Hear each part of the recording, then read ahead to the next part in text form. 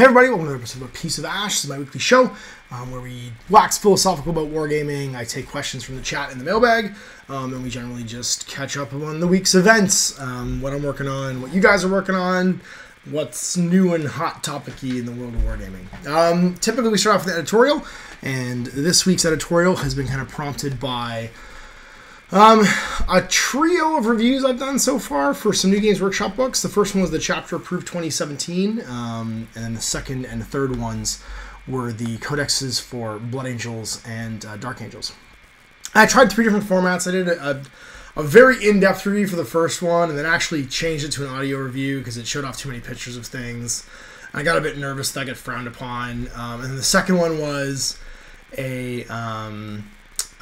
like kind of just like a book overview, but there wasn't that much that was new, so it wasn't like super exciting or fun to do. And the third one we just played a game with the book, and that seemed to be the best format so far for doing those reviews, and I enjoyed them quite a bit. And then so what I did afterwards was I kind of ruminated on those 3 things, and then those 3 books, because they're the first 3 sort of like big 40k releases that have happened since the game came out. Now, there's been other codexes that have come out before that. Tyranid Codex is out. There's the Nurgle and the Demis Astartes book and all that stuff. But the Chapter Approved 2017 was like a big sort of like shake-up thing. And then the 2 codexes came out afterwards.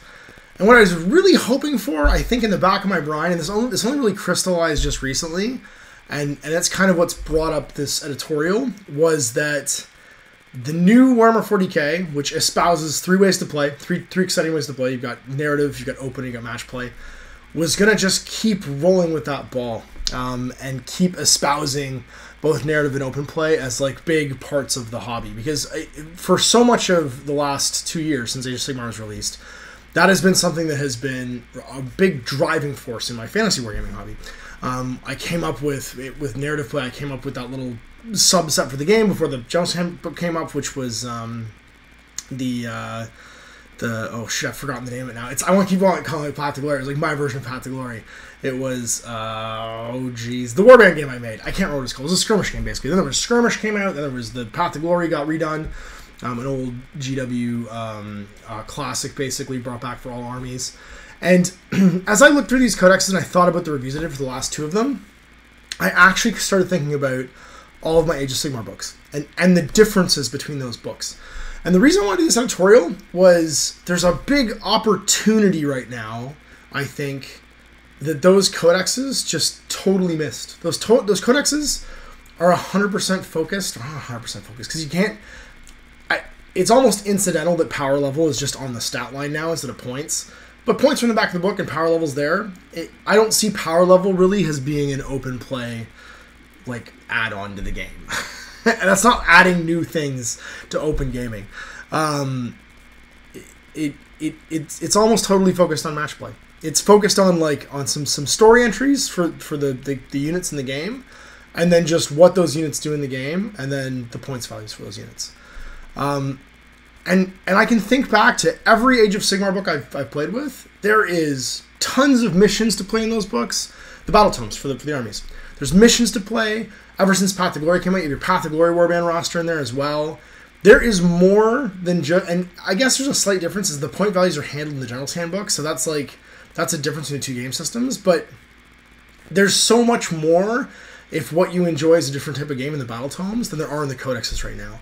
And it would be so easy to do if you freed up 10 pages in each codex for like a cool narratively driven scenario.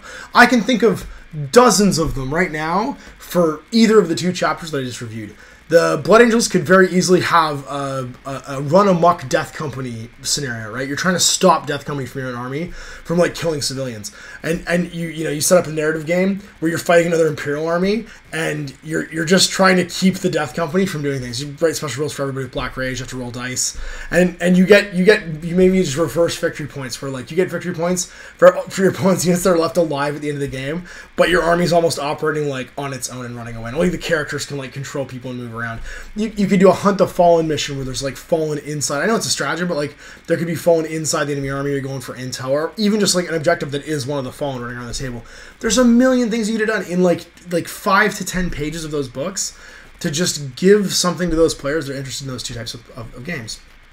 And I think it's a missed opportunity. It really does just feel like these were 7th edition codexes with the new point values and new stat lines.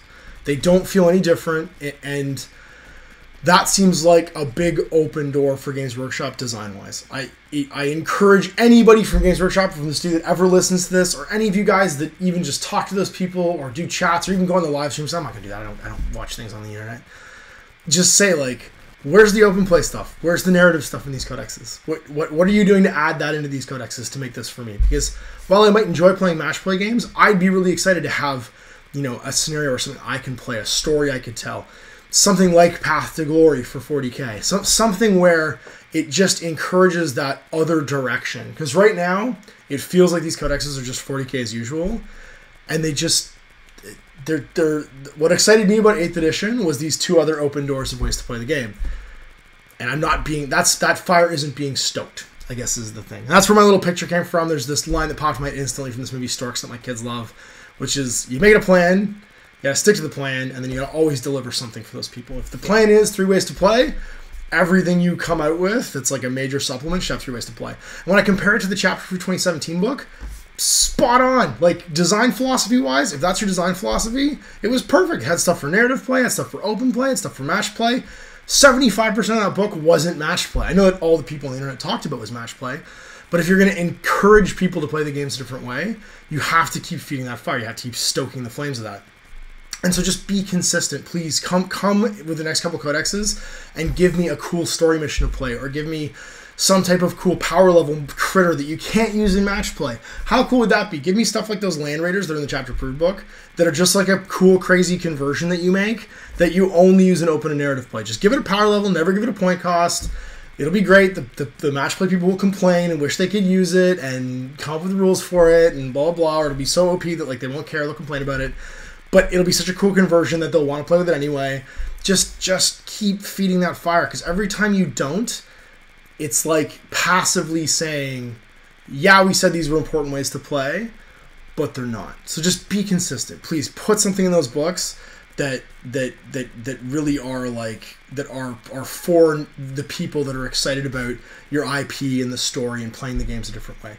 Because every time you don't, that product is then saying just passively to those consumers, yeah, that might be what you like, that might be what we promised you you're excited about, but we didn't think it was important. So just keep thinking it's important, because I think that's important.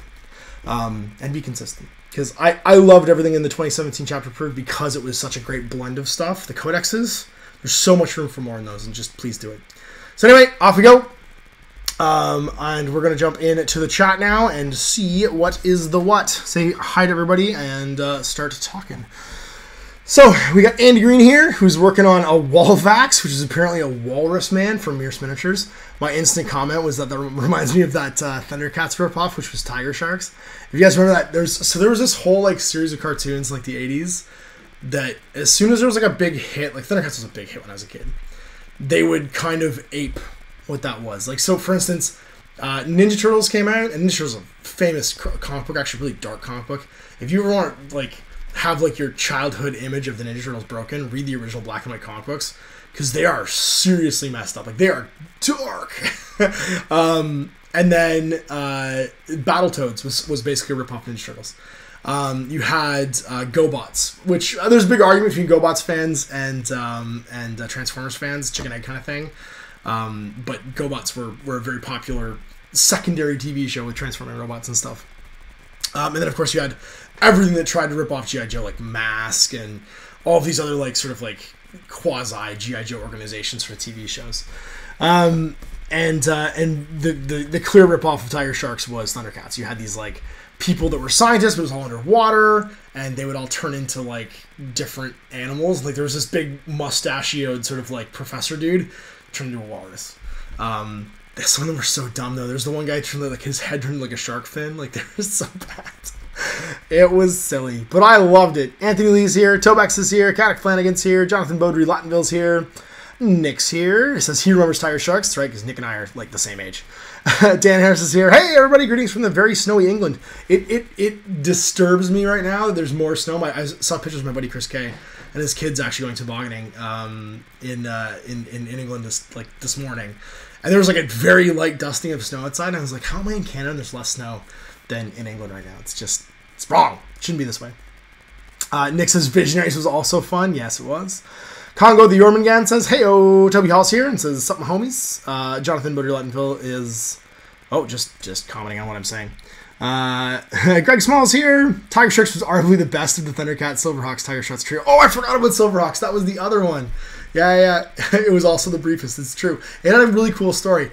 It's so funny. I was just building Wild West Exodus miniatures, speaking of Saturday morning cartoons, and the thing that instantly popped into my head was the TV show Brave Star. If you guys don't remember that one, that was like, it was about an intergalactic space marshal, and his whole jam was he had the strength of the bear, the speed of the puma, and the eyes of an eagle, and like he could summon up like all these spirit animals, like do things for him. But they all rode these like hovering robotic mules, and the motorcycle in Wild West Exodus looks like the mules did from that TV show. I'm betting there was some inspiration there.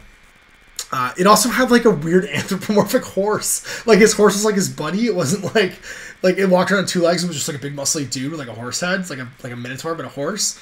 Is super weird. And Tex Hex was the bad guy, and he was awesome. Tobeck says, hey Ash, I just built my converted Nurgle team. Any suggestions on an upstart amateur Nurgle team for Blood Bowl? The Rotters are such an interesting team because they come from like the B tier, almost the C tier of teams, where you're trying to play Chaos on hard mode. So they don't have all of the things really that Chaos is. Beastner was an okay big guy because he comes with some really cool... I can't remember if he does still come with them, but he used to come with a bunch of really cool skills because I think he started with Tackle because of his tentacles and maybe Guard? He started with something like a weird mix of big guy skills because he wasn't like a hitter. He was like a really cool midline defensive piece that was relatively hard to hit. And I can't remember exactly what his skill mix is now. It might be the same.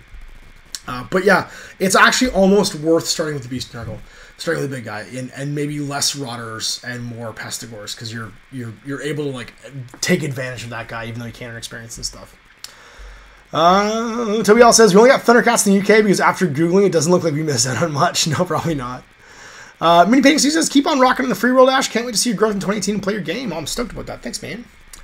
And Gerodimus Prime is here, and he says, take all the points from the codexes and fill it with fluff and scenarios and update the points for free online.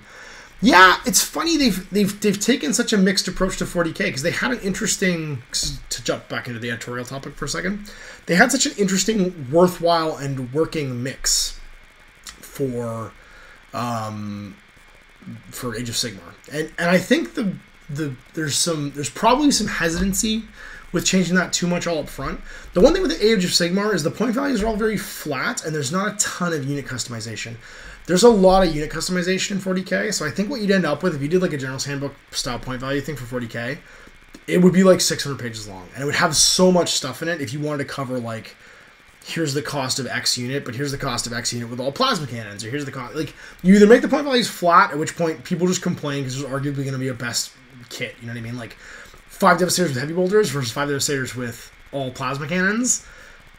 One's probably just better, right? But if you're going to charge the point values for it, then there's going to be a bunch of like feedback to that, backlash basically. Whereas if you were to try and make it an itemized point value list, it would probably be way too big. So I think there's an inbuilt design challenge in there, and I understand keeping the point values in a separate book from their version of the General's Handbook. I just think that there's probably still lots of room for the other stuff in those books. It doesn't require a lot to do narrative stuff. I mean, you could put all the Path to Glory entries in a battle tome are maybe 6 pages. You know, I mean double-sided, like so, like it's three flips basically. The same goes with the scenarios. Each scenario is basically just a bifold. It's 2 pages, so it wouldn't be much to do that, and you would add so much. Especially if you're trying to convey the character of a chapter, especially to people that don't know anything about that army. It doesn't have to be a chapter; it should be the army in general. Just how they behave, right, is a big part of that. Like, and you could even tie it to like cool things that you sell that people never use. Like, all the scenario markers in the new 40k scenario, like the objective pack, are neat little stories in and of themselves. There's like a little cryopod. Like you could do a cool little Hunt the Fallen cryopod where there's like a dead old space marine in stasis, and the hunt of the Darkness trying to find him because he's rumored to be one of the Fallen, or he might know something about the Fallen, or whatever it is. Like you could tie it into things you already have and just give it a new life and a new story. I'm excited to see that. Mike Grimshaw says, seriously, Ash, oh, Mimi?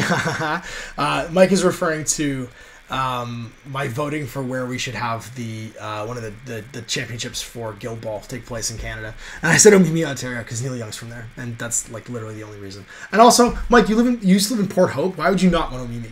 Like, you go visit your family, like go down for the day, like, you're not that far away. It's up in Peterborough, it's not too far. Like, I know you live in Toronto now, but still, you can do it.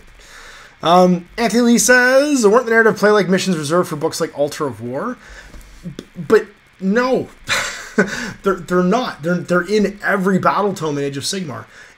I think it's the difference between acknowledging something and not acknowledging something. Why save it all for one book? Why not just have everything you do feed a little bit into what people like? It would take so much effort to have, or so little effort to have just a thing that sets the tone for all those players in those books. Like a cool unit entry that's open play only, I think is a great idea, especially if it's based on a conversion. You could have, it would even be fun for the studio, like a studio contest of who can come up with like the craziest conversion for this codex, and then we write rules for it and we just make it open play. If I were trying to get into a great creative design space, that's the kind of thing that you want in your design team. And it would be such a great thing to you could even do a contest. Like, imagine how much fun that would be. The next contest, like, let's see all of you guys convert and do open play units, and we'll come up with stats for it. Show us your craziest conversions. Or even just, like, don't even tell people. Just pick a cool conversion off the internet and secretly contact that person and try and get, like, high-res photos of them, have her ship it to you, and just put it in a codex. Like, there's so many cool community outreach things you could do. There's so many great ideas to, like, just make those codexes with, like, a half dozen pages acknowledge the other ways to play. Because, like I said, if the rulebook is going to acknowledge those 3 ways to play, everything should be consistently that way. It should have a little bit for everybody and not just be in one sort of like format. The Warp Forge says, I feel there's favoritism with the codexes still. Compare the the Nightlord traits. Nightlord traits? NL traits? I assume you're saying Nightlords.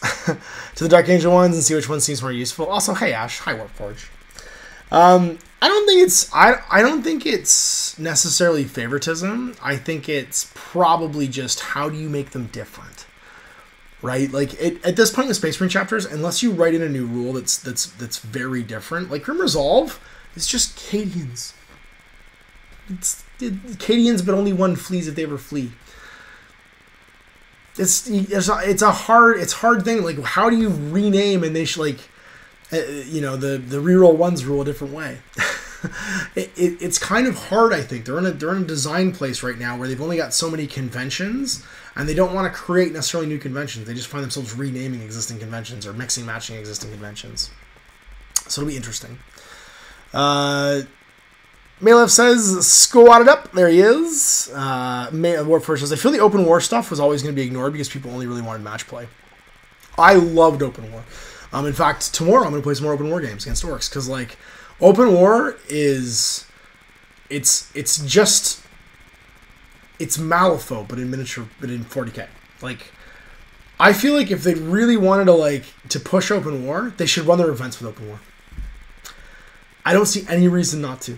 It would be such a bet, and like you do it the same way Malifaux does it. You just have the TO draw out the round basically. You can't tailor for missions then. It like promotes a less skewed like army format because you try to take a little bit more of everything because like the open war missions can be all over the place. I love the open war deck for exactly that reason. And I mean, once you memorize the open war deck, you know what's in there. It's just like the Malifaux, whatchamacallit deck. Or you can even do what Malifaux does. You could deal out all the primary missions and announce them before the tournament starts, and then all the secondaries and the twists and stuff get dealt out round by round. Like, there's so many things you could do with that deck to make a really cool, interesting, and engaging activity.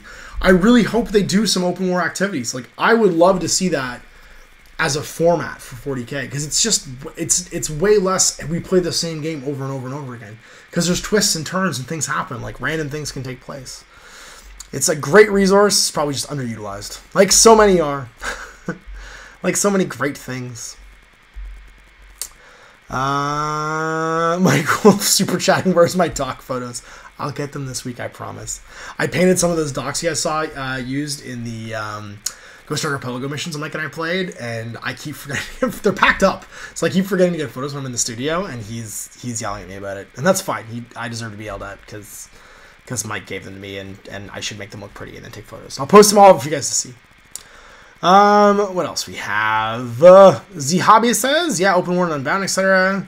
Simon Zarek's here and says, greetings. Maylove says, I started to collect the old school 3rd edition codexes, the individual themed missions in the back of the book, like the CF cover Space Marine decks. Oh, Crimson Fist cover Space Marine decks. So the drop pod assault, yeah. It's so funny. That was the first time, I think, that like that drop pod assault, because drop pods weren't made yet. Drop pods weren't even made by Forge World yet when that book came out. And that was the first time you could play a mission, basically, that allowed all the Space Marines to drop in. Because, like, in every narrative you ever read about Space Marines, they never start on the ground.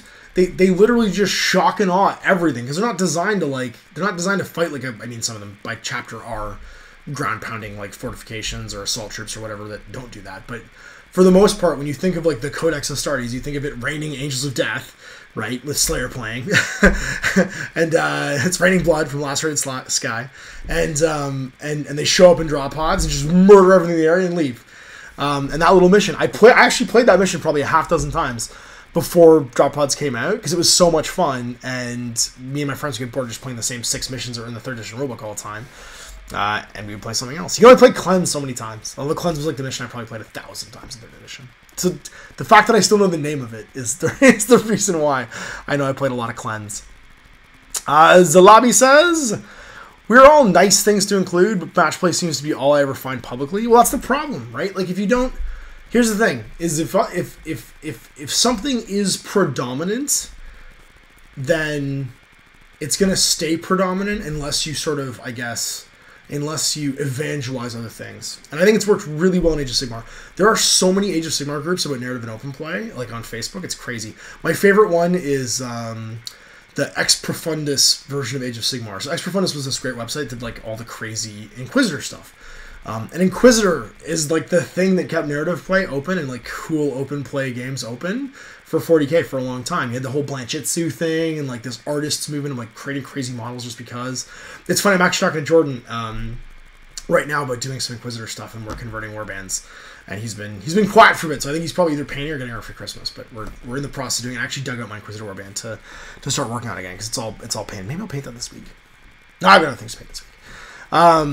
But yeah, no, like you've got these like enclaves of it in other games, and I think they've become bigger and more sort of successful over time. I think in Age of Sigmar in particular, because that's been so sort of like lauded. It's been put forward. Here's these great things people are doing in the hobby. Whereas in 40k, even if you look at like the build up and the marketing to 40k, there wasn't a lot of marketing for open and narrative play. It was, hey, here's the guys from all of these tournaments talking about it. Hey, here's all the guys that run these big big tournament online organizer things and big conventions. Let's let them tell you about how it's going to be good for tournaments. And so if that's all you really heard about, like noise, that's all you're going to think exists, right? There's nobody out there possibly doing this. And so I think that's why it's even more important they don't let up the gas on that. Here's all these other ways to play. Because I would love to have someone email me and be like, hey, let's do like a little narrative campaign for 40k where we play this game and this game and this game and it leads up to a big apocalyptic end. But it never happens because people just aren't... I think people aren't even thinking to do that because it's just so much easier to play the way everybody plays. Julian Farnham says Visionaries was awesome. I see what you're saying about story-based stuff. The Nids and Blood Angels box sets was a good for the narratives. Yeah, no, absolutely. Those campaign books, the end of 7th edition? Yeah, so Bloodclaw...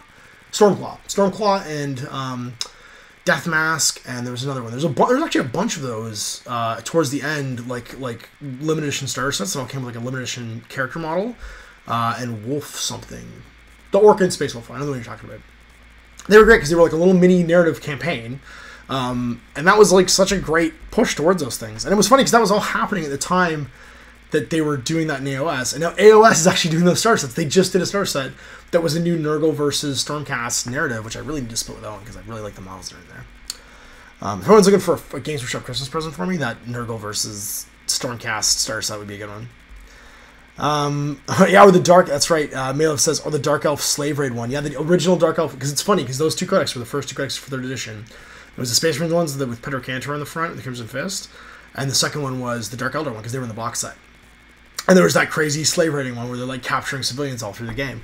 It's a great example of that, just like putting a little bit of flavor. Like, then the fact that you still remember them, right? It shows the impact that that has. Tranius227 says, hey Ash. Nick Buran's here. S. Monsour's here. Aaron Seach is here. S. Monsour says Thundar the Barbarian. If you haven't seen it, dude, Jay did a little review with me of Thundar miniatures on Widgets and Wonders. There's a guy doing a bunch of Thundar miniatures, and if I could cue it up, I probably can't, because I think it's buried in like my iPhoto right now. But my son basically sits in like the shopping cart. We're at the supermarket, and whenever my daughter jumps on the cart to like ride on it, she yells "Ukla, we ride." She doesn't know why she does that, but I taught her how, and then they call me Ukla the Mock as I push the cart around. Because I'm basically Ukla the Mock, and my son's basically a little blonde Thundar, and my daughter's basically a Princess Ariel. And if you don't know what Thundar the Barbarian is, it was like the darkest post-apocalyptic kids show by Hanna-Barbera ever. Super dark, like Ralph Bakshi dark in some points. Mark Hearn says, where do you think they can go with Space Wolves when they get their codex, especially when Blood Angels got such heavy assault traits across the book? I think they go with a drop pod assault. I don't know. See, the problem I have with Space Wolves is I hope they don't go all Wolfen, because like they've done the new Wolfen models, and they kind of really pushed the like ice weapons in the last one. Like, I really didn't like the big ice claws and the dreadnoughts and stuff. It's too like space wizardy, you know? Like it got goofy. They look like action figures. Whereas and even like the wolf boat, like Logan on his wolf boat, I was like, just from like design philosophy, it wasn't great. The new Space Wolf Dreads were fantastic. I like the big axe and shield one, but I like my Vikings, Space Vikings. You know, like keep to the theme. Don't try and go all crazy ice guns. They don't need ice guns. The Vikings didn't fire ice arrows at people. You know what I mean? Like, it's just there's playing a theme, and then there's making G.I. Joes, and they started to get a little G.I. Joey towards the end there. So I'm really hoping they push a little back towards the Dan Abnett version of the Space Wolves. You know, the Prospero Burns Space Wolves, not the Saturday morning cartoon Space Wolves. But I don't know. I mean, I really don't know. We'll see what they do. It's hard to make Space Marines different at this point without just being like, what's the modifier that these Space Wolves get? Do they hit better, or are they harder to hit? Like, I'm hard pressed at this point to see a lot of design space without creating new rules, and maybe they need to create new rules. I don't know. I'm not sure. I'm not 100% sure. Karagul2 says, yeah, I meant to live stream. Well, welcome, dude. Daniel Sprinkle says, I had GoBots. Yeah, you had GoBots. I'm into it. And, super chat. I got a super chat from French Wargame Studio. Hi, Ash. Just a kindly message from a France Wargamer. Thank you very much for your videos. Heavy. Well, thanks, dude. Appreciate that so much. I've never gotten a super chat before. That's so neat. John H. Bay says, I feel like GW have been rushing through getting the codexes out and have been rubber stamping a boring standard formatted content. Where's the flavor? Yeah, it's funny. I said it's kind of 40k as usual. They do feel like the old codexes. I think that was it. There's nothing wrong with them. That's the thing. Is like they're from like just like a layout and design point of view, they're fine. The problem is they're not different. You know, they didn't offer me the new things that the new rulebook offered me. And so when I was cracking them open, I was so excited about them. But then it was like, I flipped through them and I was like, oh yeah, it's a codex, cool. And I couldn't figure out why later on I wasn't excited to flip through them again. You know what I mean? Like, I didn't get anything new. I didn't get anything, like there was no new model kits, that's okay, that happens. But there was no new, like, way to play the game, there's no new missions. If they'd just given me like a little Path to Glory style kill team thing, or a little kill team list or something, or even just hinted at one with like a unit entry, or an open play thing, I'd have been totally happy, I think. Simon Zarek says, I love the Centurions. That's a 80s cartoon. Yep, absolutely. And Biker Mice from Mars. There was also Cadillacs and dinosaurs. Oh man, we're riding like the 80s nostalgia train right now. It's fantastic. All because of, what was it that kicked us off? Tiger Sharks? So the Walrus Man, the Mirror's Miniatures Walrus Man, and me talking about Tiger Sharks. That's so funny. Aaron C says, you forgot the Silverhawks and the non-real Ghostbusters. Well, the non-real Ghostbusters was the first Ghostbusters, and then the movie came out, and they did the real Ghostbusters. And you know what's funny? Everybody's favorite 40K author, Dan Abnett, wrote a bunch of those real Ghostbusters comic books. If you ever want to go back and look through his bibliography, he did a whole bunch of writing for the real Ghostbusters. And of course, the best episode of Real Ghostbusters is still the Cluck Call of Cthulhu. And if you haven't seen it, you can see it for free online. But the Cluck Call of Cthulhu is, to this day, probably the height of 80s television. Like for kids. That just shouldn't have been for kids. Z-Lobby says, I'd personally love if they went back to no allies, but armies had a more powerful flavor. I'm okay with that. Toby Hall just yelled strength of the bear, speed of the puma. We're getting into Brave Star. Z-Lobby says, I think they lose a lot of flavor in an attempt to avoid broken combos. That is a struggle. I'll be honest. There's a big design rock right now on Games Workshop with how they've made the game Unbound. Let's be honest. Compared to 5th edition 40K and 6th edition 40K, we are playing Unbound today. You can mix and match things you could never mix and match before. If you like a certain unit, there is a detachment that lets you take as many as you want of it. There is almost no restrictions in army building in 40K, except for how many command points do I want to have. And so, yeah, once that happens, you've got a big design challenge in that you have to keep it so that either stuff works in a vacuum or stuff works together, and the stuff that works together might all be dialed back 2 notches to make sure that if it works for something else, it doesn't accidentally break the game. Daniel Sprinko, oh snap, the Drug Beat episode of Brave Star was dark. So was the one from Cops. Remember Cops? The one that was like, it was all hyphen or all dashes, like COPS. I can't remember what it's, Cyber Organized Police Squad or something like that. Cyber Optimized Police Squad. There was BP Vest, who's like the dude's like chest was all rebuilt to be like metal. But there was the episode where the cops and the crooks actually joined forces because the Kingpin's kid gets hooked on some kind of drug.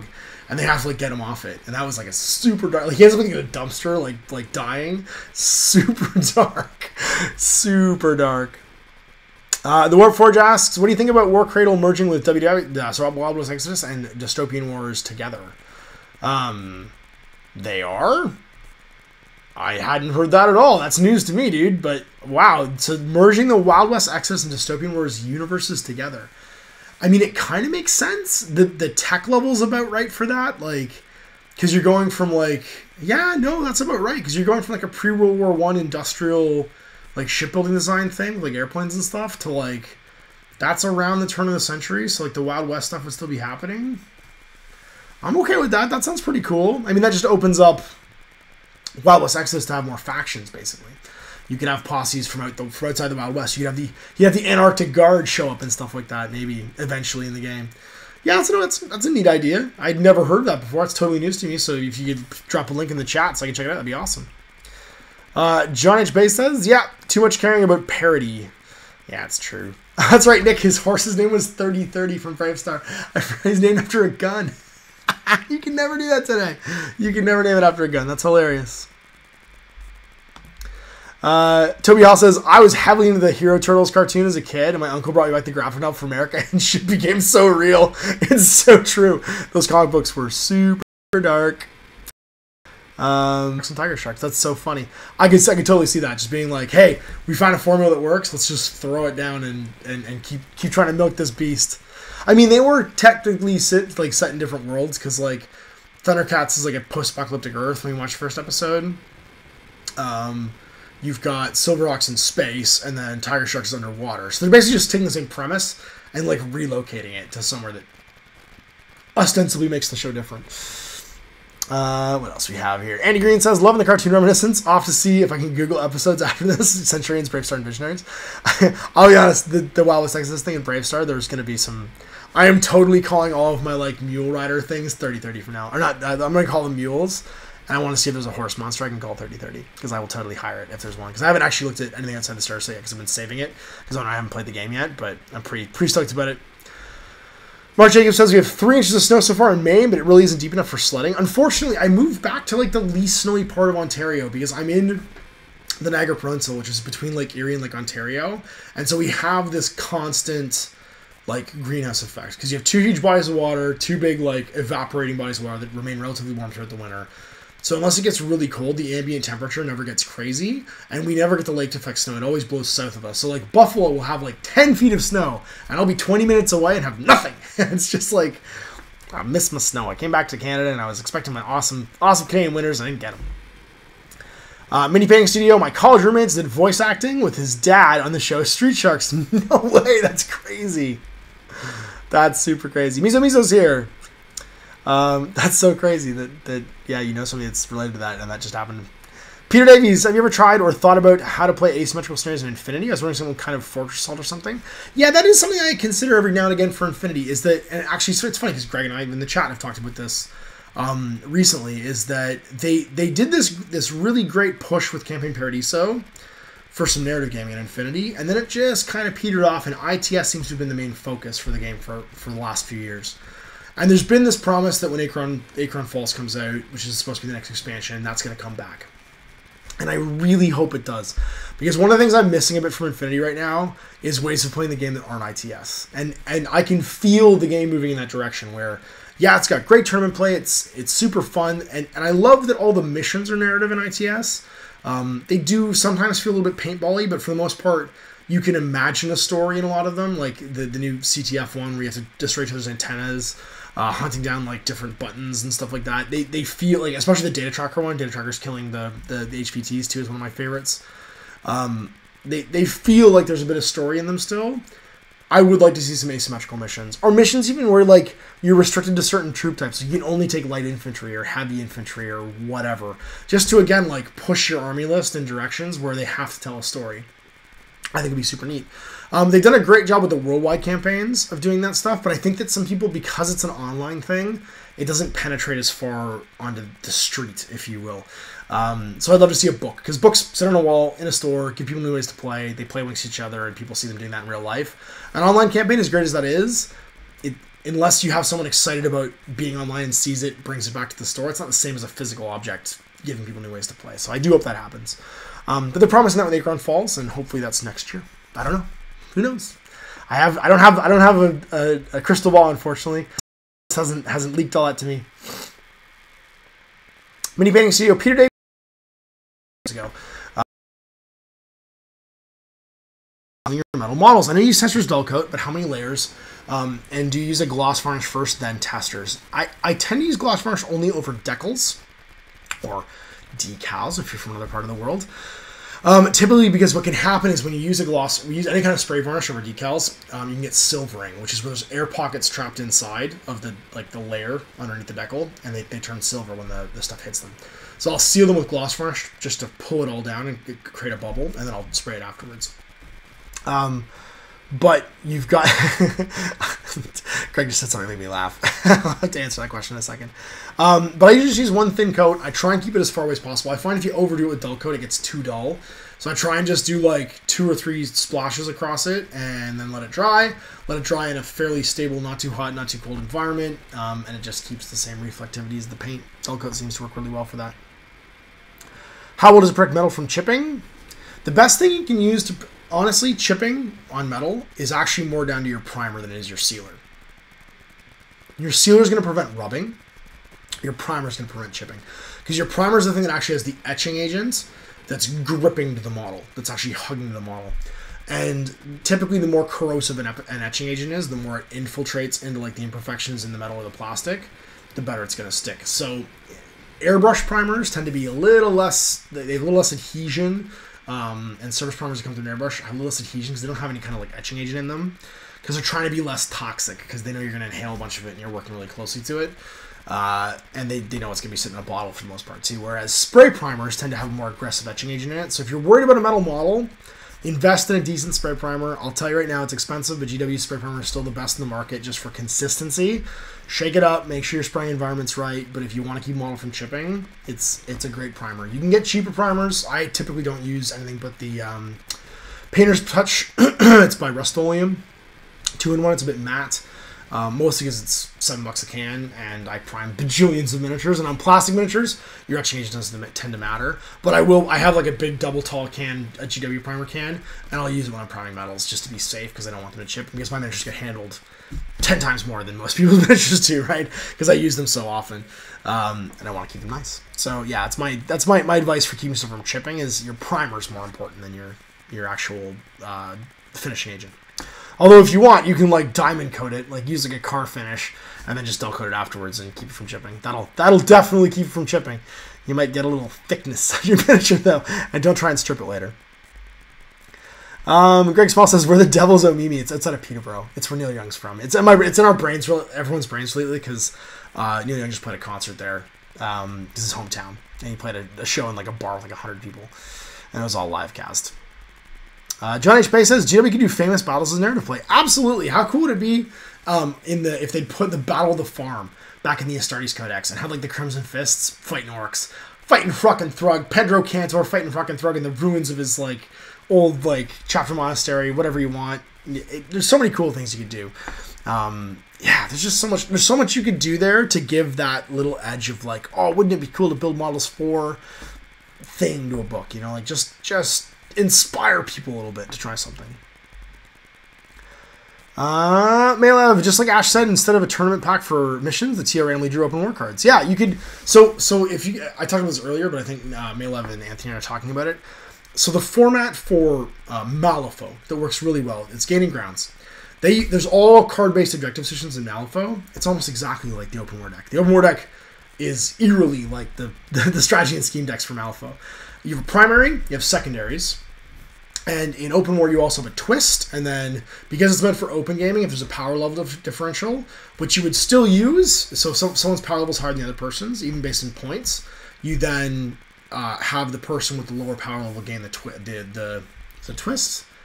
the edge. It's something like that. It's like they get a minor perk basically, and it would be so easy to translate from Gaining Grounds over to 40k. Typically what happens in Gaining Grounds is the strategies are actually dictated either by the TO before the tournament starts, or there's what's called there's a yearly basically like list of every month. These are the in-cycle strategies that you play for your tournaments, just to make it easy if TOs don't want to bother. And then I think there's the standard 4 or 6, and then there's another like there's usually 9-ish strategies in rotation, 9 or 10. I don't have it in front of me, so I can't remember the exact number. Ben will probably pipe up later on and tell me exactly what I'm doing wrong here. And then there's a scheme pool, and what you do is between rounds at a Gaining Grounds tournament, you flip the schemes, and everyone shares the same pool. And so, well, you could even do that in open war. You could flip multiples for the secondaries and just have everybody blind pick to make it asymmetrical and have it not so favor armies. If you give people 2 options, typically one's going to be less, punishing to an army style than another one will be. And then just pick one twist for everybody, or have everybody deal with their own twist or whatever.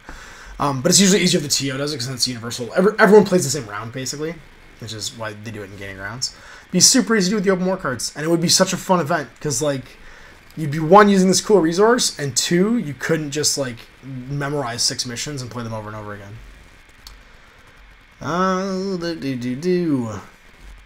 Adrian Kramarzik. I'm trying to get that right. Just came back from work. I need to do some shopping. Yeah, we all do. It's Christmas. Tim Barry's here. He made it. Zalabi's here. The thing is, for competitive players, randomness they don't influence just makes outcomes less based on their skill and understanding of the game. Many comp players don't enjoy that, and that's fine. I think that for open war though, if you all knew the primary and the secondary is just there for tiebreak, there's nothing random about that. And if everyone's playing the same mission, right? If you know there's 9 possible subs that could come out of that deck, and the whole tournament gets issued 2 and they can pick from 1, or they get issued 2 and they can pick 1, that's not random because everybody's getting to do the same thing. That's no more random than knowing what order you're going to play missions in or what opponent you're paired up with. There's always going to be some randomness in tournaments. I'm just saying a little bit of uncertainty blows up the memorizing and playing the same game over and over. It keeps metas from getting stale. 676 Mitch, I wish you could customize your Warlord more in 40k with rules and items options that are driven by the lore, such as stratagems and Warlord traits. Yeah, I mean, they kind of seesaw on that. And some armies are worse than others. Like, Necrons, there's almost nothing you can do to, like, customize your Necron Lord. You take a special character, or you take, like, the same Lord everybody else has. Whereas Space Marines still have a lot of customization options where they can just take extra, whatever. Here's an equipment list with, like, 75 options. Make what you want. Although they're kind of pushing against that right now because like they've just cut the jump pack options for a bunch of models, and it's like, well, because those models aren't equipped with jump packs, and I'm like, but in that same army, every box of guys you buy that are your troop choice come with jump packs.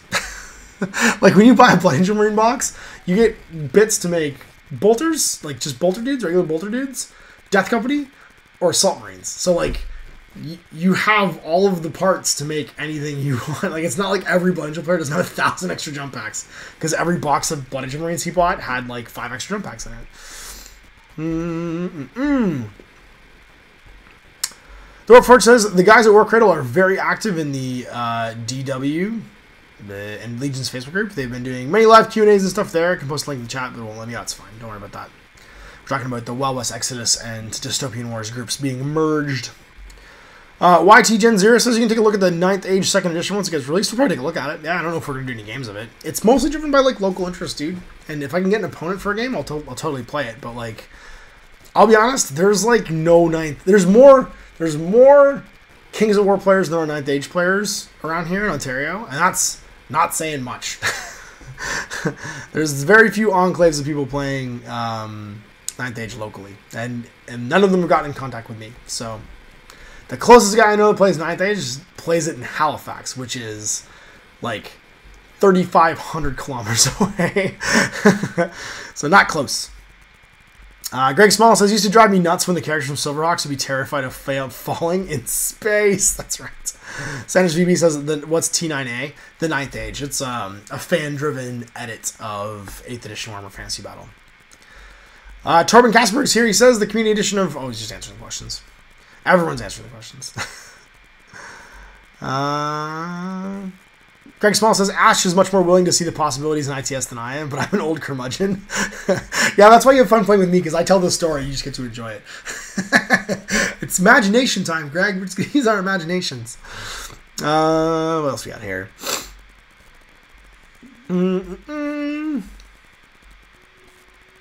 Jeffrey Noonan says, hey, Ash, any more Battlefleet Gothic battle reports being released? So you don't even record right now? Because you've been doing a bunch with, like, Mordheim. I've just done 3 games? A bunch of games in Mordheim. And, of course, Necromunda, too. It's hard because, like, Games Workshop keeps re-releasing these specialist games, and it's like, I don't know where to put them now. So I'm just keeping them in Throwback Thursdays, because that way they're all in one playlist with all the old ones. And yeah, we just get more of that stuff. But the nice thing is most people that play those games when they get re-released also play other games. So I'm playing more Mordheim recently because everyone's excited about coming in and filming Necromunda, but they're bringing the Mordheim gangs too because they play Mordheim too. And I'm sure when I'll play some more BFG relatively soon because we love BFG. What else we got? Simon Zarek says, wishlisting, I'm voting for some more Warzone Resurrection bat reps. Oh, it's coming. Don't you worry. That stuff's coming. Actually, my buddy Ben, who I play Malfa with all the time, you guys see, he's been painting two different Warzone armies. He picked up a Cybertronic army, and I gave him a bunch of Mishmash stuff to paint. And I'm painting up my new Bauhaus little tankette and stuff, too. So we can play some games and then in the near future, because he's pretty... Prophet 89 says, what's a kilometer? I only know miles from a dirty American. Then you've also never been in the military because your entire military works in kilometers. It's so funny. It's ironic. Everybody in the military knows kilometers, but everyone in America only knows miles. What else we got here? People seconding Warzone. Matthew Bowen's here. Howdy there, Matthew. People saying +1 for more BFG. Everyone loves BFG. 676 Mitch says, question, obviously what you are doing is awesome for your business community. However, do you think you would get more backers and grow further if you're based in the UK, for example? I don't think so, to be honest with you. If I was a Warhammer 40k or fantasy channel, maybe. But for like indie games and stuff, I don't think it matters where I live. Because for the most part, we're making all this stuff up. We're making communities for these little games that don't have communities. And I am lucky that I have personally, I think, like the best gaming group of friends you could possibly ask for. They're all super talented. They all love trying new things and playing new games. And you guys seem to love them because they're all a lot of fun on camera too. Guys like, and these are all people that I've worked with in the past, like guys like Chris and Jay from Loads of Our Hobbies. Jay Griffiths, that you guys love from all of my, like, This Is Not a Test and Frostgrave things. Benoit, you've got, you know, like, there's just piles and piles of people. Jason DeRush, you know, Adam from Greenleaf Terrain. Like, just these, like, massive talents that they're so great at, like, painting and modeling. They make beautiful conversions. They have fun with what they're doing. And they'll just try anything. They'll play any game. Ben from out in London, who I play Malifaux with all the time, so play a bunch of new games with me. You know, Greg, actually, we're just talking in the chat right now. He's up for anything. Like, Greg's, as soon as Greg discovered that I'll play anything, Greg's like, let's play whatever. Let's play some Scrappers. And that's how Scrappers happened just this last couple weeks. Is he had the book and he hadn't played it yet. And Greg and I played like a game of chicken of who was going to use the most like random miniature collection to play the game with. So he ended up playing with a bunch of Cell 1999 miniatures. I was playing with stuff from Sedition Wars. I'm just lucky that I know all these really talented people that I can do this stuff with. So, like, I'm sure that I could find that if I moved to the UK and opened a studio, and I'm sure I'd have way more access to people playing like Warhammer Fantasy, Warhammer 40k. But I think the group of my friends, my gaming group, my big extended family of like gamers that you see on my channel all the time, I couldn't ask for better ones. And because I think they're so like into just wargaming, like as a holistic hobby, not as just like the Games Workshop hobby, that's where you get the diversity of content that you see on my channel. So you couldn't, I mean, if I'd grown up in those places and worked in the industry for forever in the UK, maybe I'd have that, but you couldn't replicate how lucky I am to have all these great people who are so talented and come and share their time with you guys, really, you know, and with me playing games and creating things anywhere else, because I didn't grow up anywhere else. I grew up here, you know what I mean? I've been in the industry here for so long. And yeah, and so I mean, would there be access to those things if it was 30 years ago and I was just starting in the hobby, you know, like, yes, but would it be the same? Probably not. You know, it wouldn't be the same group of guys, and we wouldn't have the same history and the same amount of fun. Because I think one of the things that makes what I do unique is that we'd be doing this anyway, right? Like, you guys get to come along with us and have a camera. Like, you're sitting in my living room here right now, chatting about wargaming. But if I didn't have this YouTube, if this had just never happened, because remember, this is all just still like a random occurrence to me.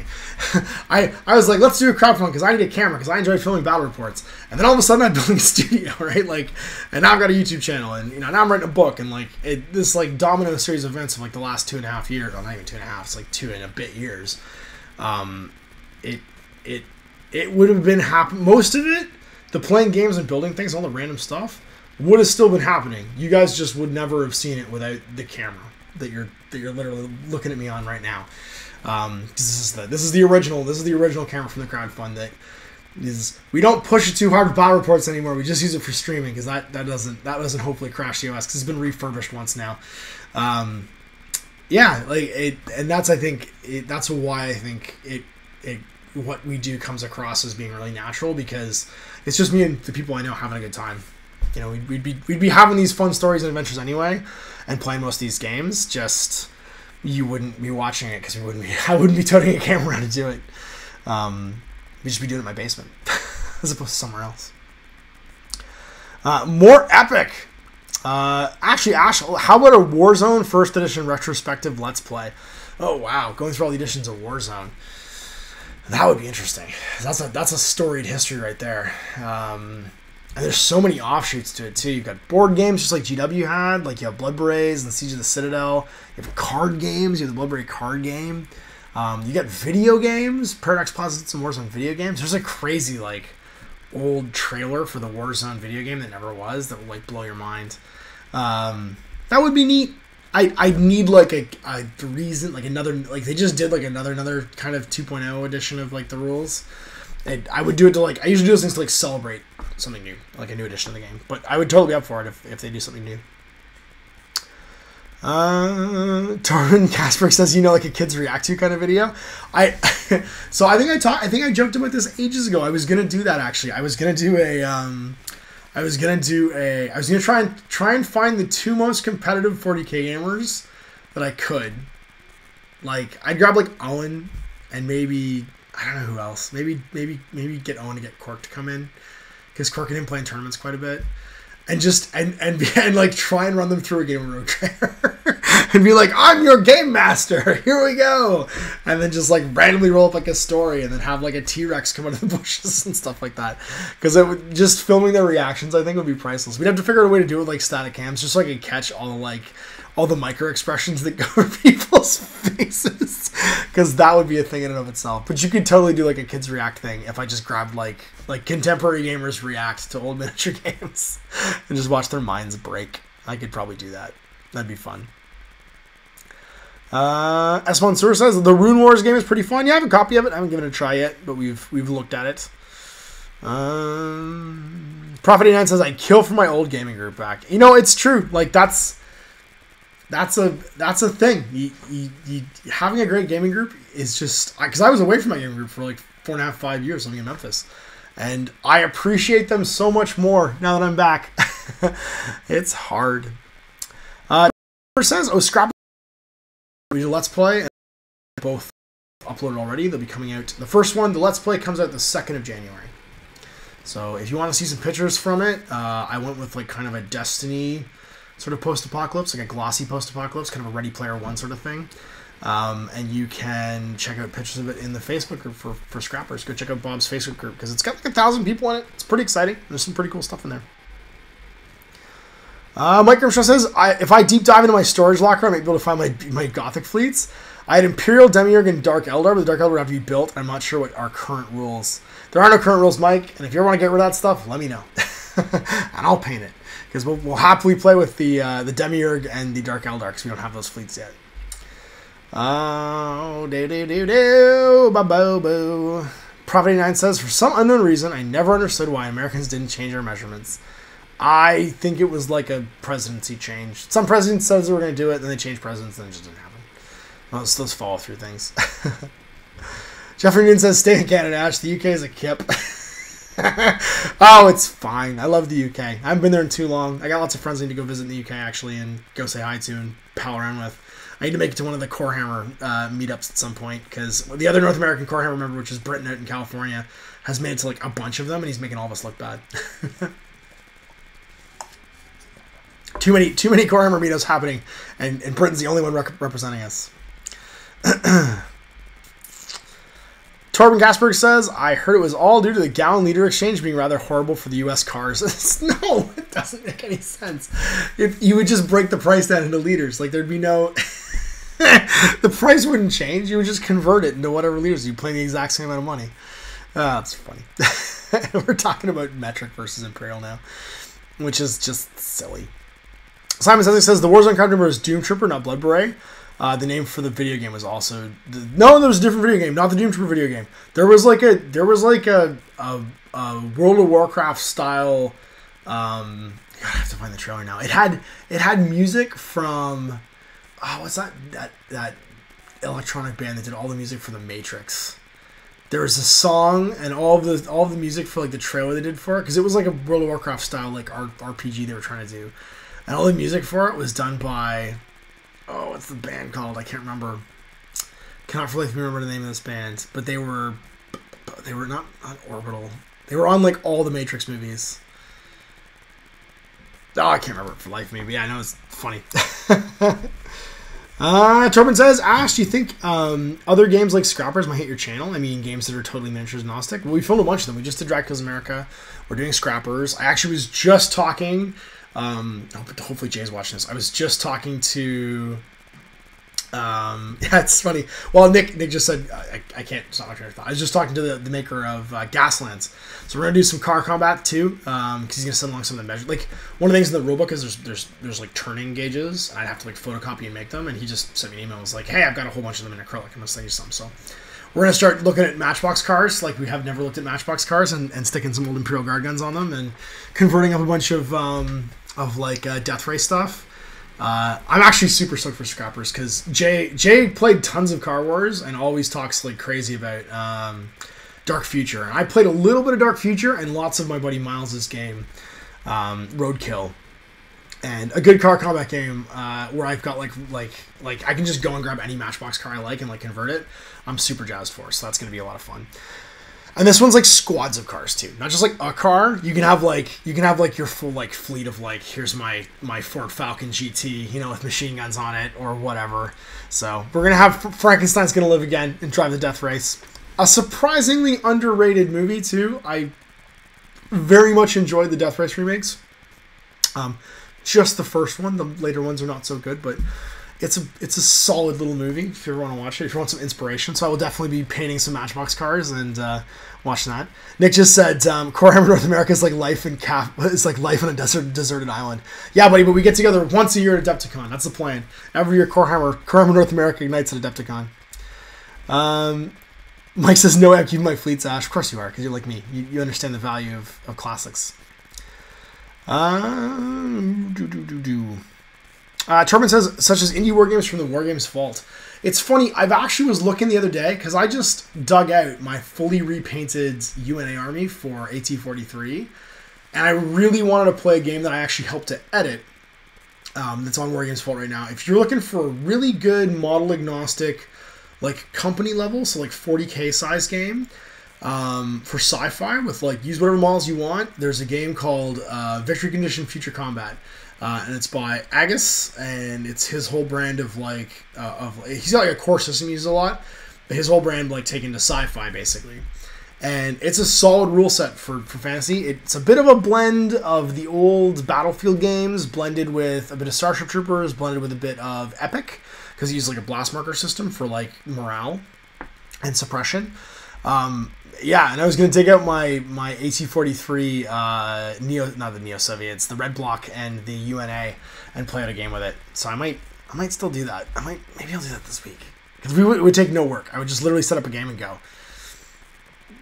Maybe we'll see. Thinking about it now. Thinking about it. Paul01 says, oh geez, dating for sex. Go to Sarah23.ga says, how much? See you later. I like that they mentioned my copy though. There's actually somebody behind that robot. That's so funny. Sorry, Paul01 says, Hash, do you think competitive gaming is having a detrimental effect on the gaming? Lack of imagination and background connectivity seem to be becoming more prevalent. So, I've talked about this before. I think it's a generational thing. I don't think it's competitive gaming. I think what you're seeing is you're seeing target marketing. Is you're seeing people try and market games the way that younger people, so younger generation, are used to approaching games. And most online gaming is competitive. And the most popular type of online, of gaming in general, if you become what's called a gamer, so like, if you were to use the popular term gamer to a young person today, what they would think is a person who plays video games. And the predominant amount of those people play competitive games. They play League of Legends, they play Call of Duty, they play all these games where basically you're ranked good to bad, right? And then you reset, and it's 25 minutes later, and you repeat and you play another game. And I call this the esports phenomenon. And what you find is you find other games marketing towards those people, right? They're marketing towards that esports mentality, because that's the new market. That's the young people coming into gaming looking for their hobbies. So you're trying to make your game appear from the outside like those games. Shadespire's an attempt at that. X-Wing's a great, successful attempt at that, right? Magic the Gathering is one of the most successful things of that. Before there was ever any other ones, Magic the Gathering basically caught that market and kept it in tabletop. So I think it's not detrimental, but I think that what happens is your product starts to attach itself more to a different market, and your older market starts to feel less and less attached to it. And that's why I think that keeping 3 pillars in their product line and design philosophy is important for any game company. This isn't just Games Workshop. This is anybody. You can see it having an effect on privateer press, and you can see the things they're doing to try and move back towards other types of hobby. They've released Company of Iron and stated explicitly, we will never do competitive rules for this game. This game is designed to be a fun, narrative, asymmetrical way to play with your existing War Machine collection. You can see it in their new No Quarter Prime, is a fantastic glossy like background supplement. It looks, the thing I compared No Quarter Prime to, which blew my mind, was Cry Havoc for Confrontation. It was that quality of a publication where it was story and background and beautiful illustrations.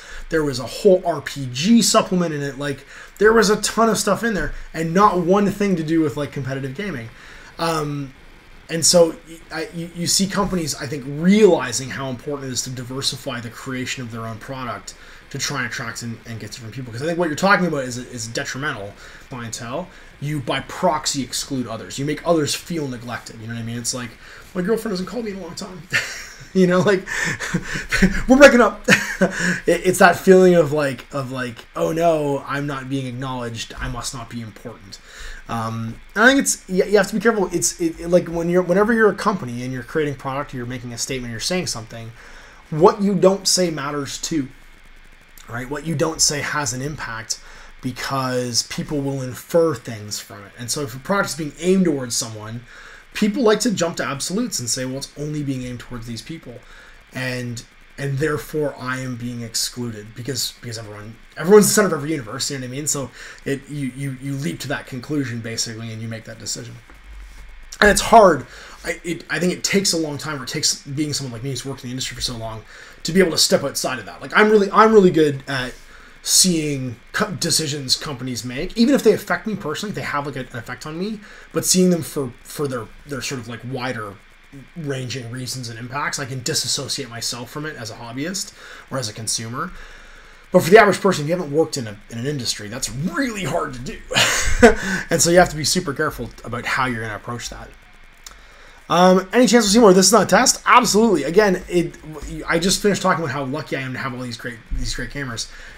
Two of my great gamers just had kids. A third one, actually three of them, because Mike just had a kid. Mike from Xbox just had a kid too. Actually, four of them, if you count Mike Fielding from out in Guelph as well.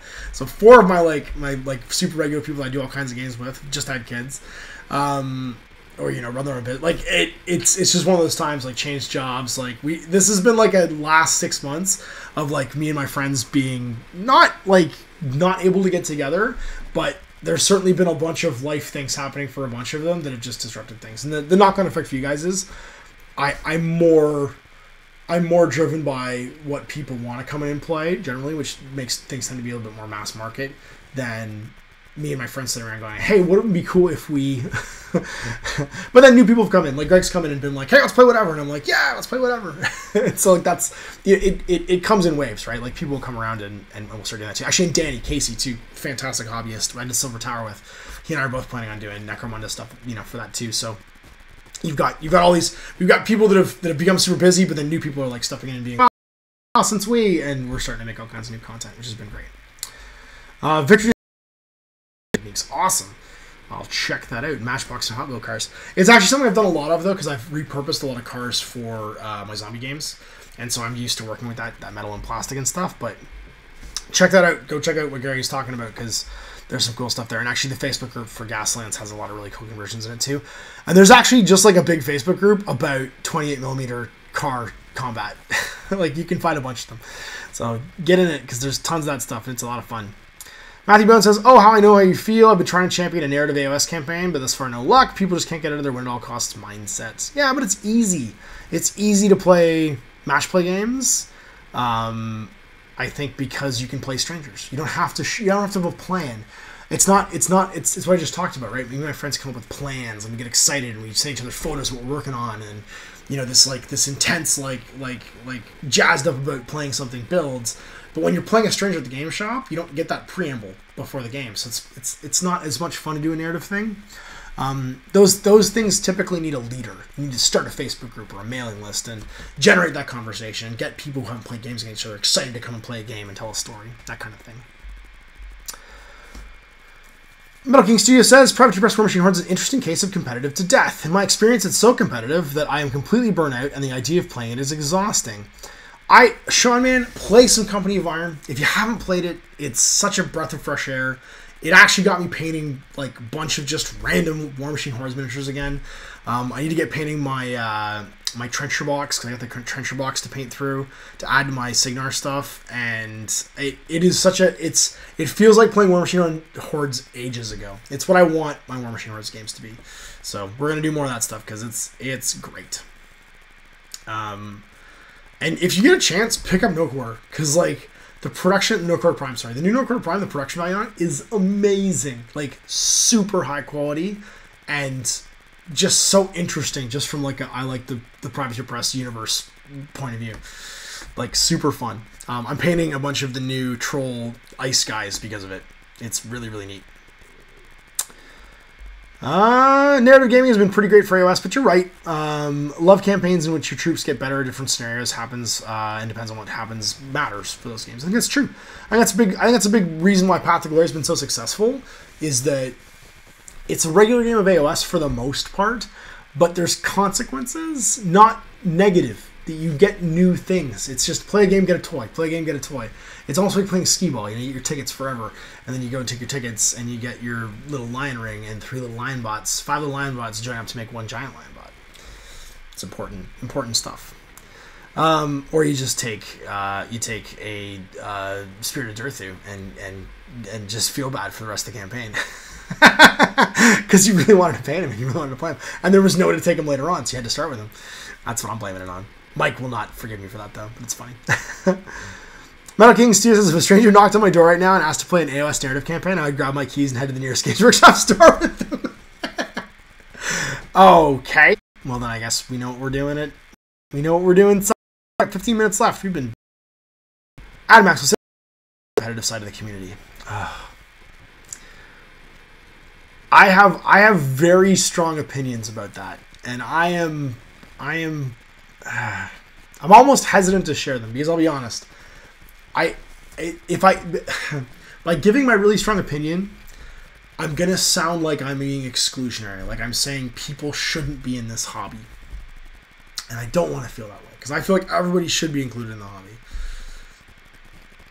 But from a raising standards point of view, from a pulling everybody up by their bootstraps and making them try and do better, I think that there's such a thing as permanent and non-permanent hobbyists. Because I honestly think there's a hobby gene in Warhammer 40k and Games Workshop and wargaming in general, right? There's people that are going to be doing it if they never met another person that did it, and there's people that do it because their local group of friends does it, or because it's exciting right now, or because their hobby group got into it. And if they're not externally sort of like motivated by other people, it'll just be forgotten about and fall off. And those people tend to be the ones that they want to be able to participate with the least amount of effort. And this isn't an accusation or a condemnation of that, because that's fine. There's tons of people that are like that, and I want them to be able to experience and enjoy the hobby. But is it healthy for an industry? I don't know. I really don't know. What you want from your customers in any business is you want your customers to become your best advertising, right? You want your customers to be the people out there that people see and go, oh, I'm so excited. I want to look at what that guy's doing. He's so talented and he was able to do this, and I wish I could do that too. I'd like to try. And then you give them a place to go and try that. A great gaming store is that, right? You walk into it not knowing anything about it, and you see this inspirational thing, and you feel like, oh, if only I could do that. How cool would that be? And hopefully, because it's a great gaming store, you get challenged, but you also get helped to go and do that all for yourself.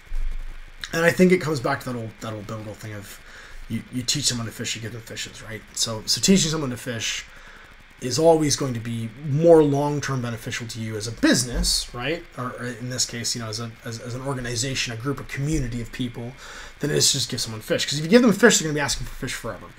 Whereas if you teach them how to fish, they do it themselves, and they go out and they teach someone else how to fish, and they teach someone else how to fish. And yeah, I'm so torn, because I personally really strongly believe that anyone can do this. Literally, it's a skill. It's not a talent. There are people who are incredibly talented naturally at doing this, but you could teach anyone to do it. You can teach anyone to paint miniatures. I think Duncan Rhodes at Warhammer TV does a great job of demystifying miniature painting. He breaks it into really easy to understand, easy to follow steps. and I think that's part of why they've been so successful in the last few years teaching miniature painting online, is that he personally, having done tons of painting for workshop for years and years and years, has a very good balance between make something look incredible and get it done in a reasonable amount of time and less pain and get it finished, complete it, because that is a balance, right? Getting through building and painting something should not be painful. It's a lot like going to the gym, working out. If what you're doing hurts, it's wrong. You can have it hurt for a little bit while you're doing it, but it shouldn't hurt all the time while you're doing it, right? Like you should feel like you've been pushed and strained, but you shouldn't feel injured by doing something. And I think that's the difference between how you learn to do the hobby. If you learn to do the hobby so that you feel challenged by it and you enjoy the process of doing it, and it works up a sweat, but it's not breaking you to finish a project, then when you get done, when you complete something, you get that great feeling of satisfaction putting it in front of you going, oh, I did that. That's me. And I don't think you ever fully appreciate a hobby like this without having done all those steps, without having done all of the building and painting, and then putting it in front of you and watching the little movie take place. That's the moment, I think, where that if you have that hobby gene, if that resonates with you, then it just clicks on and you're now a hobbyist forever. You might lapse in and out, you might find other hobbies, you might do different things in your life, but at some point again, that gene's going to kick in and you're just going to go, I gotta pick up a paintbrush, I gotta play a game. Me and my friends are going to do this. And you're going to go back and be swept away into that adventure. I think it's the same with things like having a wonderful imagination and being great at role-playing games. Role-playing games never really clicked for me because I always needed some kind of visual stimulation, and I like to see it in front of me. I'm a maker. I like to make things. And so just being in my head never really clicked with me the way it does for other people. But I think for some people, they are so good at that they can hear the wind in the mountains. You know what I mean? Like when they go back and they sit down and they play an RPG with their friends and they go on that adventure, those guys just get swept away in it, and that's amazing. And I think the same thing exists in miniature wargaming. And I think it's not detrimental to the hobby. It's making things accessible to people is never wrong. Let anybody of any skill level try anything and never tell them they're doing it wrong. But challenging people and pulling them up to try something they don't think they can do, I think it could happen more. And I think that if you want to celebrate excellence, then you have to challenge people. There shouldn't ever be a champion of something crowned that's not been challenged in all the different events. Does that make sense? You know what I mean? Like you can't win a triathlon by just running. You have to be able to do all of it. So to me that's the value, and I think is just challenging people. Question idea: would you play Zombicide or go into the realm of board games? Would be nice. Would be even more niche. I don't know if you like to do review videos. Why is this? I know you don't like to do review videos. Why is this? I don't not like to do review videos. I just personally find them boring. It's funny. I don't watch a lot of content on YouTube at all. I barely watch any videos. I'll occasionally watch Owen's videos or like friends' videos, but I don't go I go online and watch YouTube when I know how to fix something in my kitchen. Right? Like it's not something I do for pleasure or enjoyment. Mostly because I do the hobby stuff you watch me doing for pleasure and enjoyment, right? So they preclude each other. Last night I built all those Wild West Exodus movies. I was watching movies. I like watching movies. I watched Dunkirk last night. So yeah, I would do board games. I mean, if they're the right board games. Some board games are a challenge to do because they require either a lot of players or they require a third party. It's there's a challenge in the camera setup and stuff like that. But some board games are perfect. Like if you watch the covers we've done for Shadespire and Aristea, they are perfect, and we've got the format for that down now. I'm really happy with how it looks. I really enjoy doing it. Honestly, for Aristea and for Shadespire I'm waiting for players weirdly because there aren't a lot of people playing it locally, although it's been really successful and the video's been really popular. I really want Mike Cousins to start painting Shadespire stuff because I think he'd really enjoy it. But for Aristea, we're just waiting for more stuff. want more Aristos and stuff to paint, and we've played through all the standards from the box now, and waiting for more people to come in and play it and stuff too. But those definitely, there's going to be more of all that stuff. It's just more, is it a good fit or not? And does it for narrative gaming? Enjoy different things about the same game. I don't think it's wrong to love War Machine and Hordes for its story. It has a really cool story. It was the only one of its type for a long time. It's got a lot of background. It's based on an RPG. I don't think it's wrong to want to play 40k competitively either. And I'll be honest, I think 40k is a great competitive game if you're looking for a fast play company level game. Is it perfect? No, but no game's perfect. There's no such thing as a perfectly competitive balanced game except chess or Go. Let's all play Go. If I wanted to play a perfectly competitive balanced game, I'd play Go. That's the one I'd play. Apart from that, I don't know. I think you can still, I think based on the intellectual property, you can still want it to be X or Y and try and make it X or Y. The difference is if everybody, it's like sitting on a boat. If everybody goes to one side of the boat tips over. You want people spread all over the boat. It's what does a business want? They want people all over the place doing everything. They want everybody doing one thing. What's next? The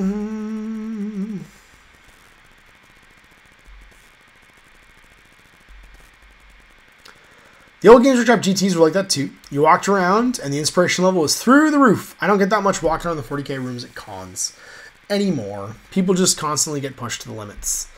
Yeah. But people, I mean, it's just hard. It's just hard, I think, it's hard to take a side on that one. Because you do want to include people, but you do at the same time want to represent, like, you know, the best you can do. Especially as a business. You want people to see your stuff that way. I'm not sure. I don't want to sound... I don't want to sound like I think that everyone should paint their miniatures. Because I know there's people out there that are just never going to and they don't want to. And that's okay. I'm okay with that. I don't think those people and I will ever play a game or be gaming buddies. You know, like that's...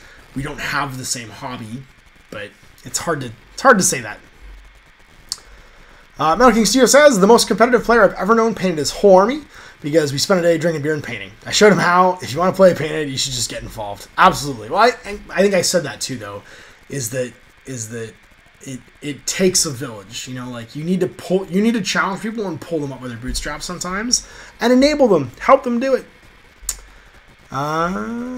Jeffrey Dean says, what did you think of Dunkirk, Ash? Would you give it out of 5?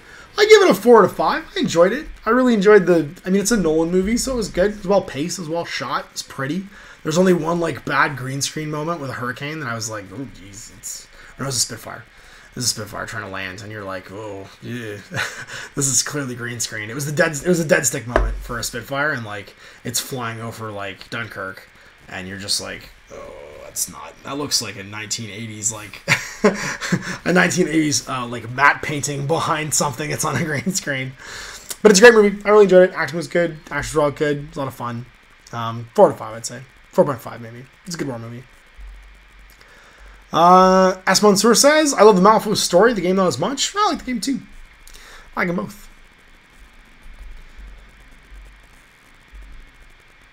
Jeffrey says, I hear there's very little dialogue in the chat from One Direction's in it. I don't know anything about that because I don't even know anybody from One Direction.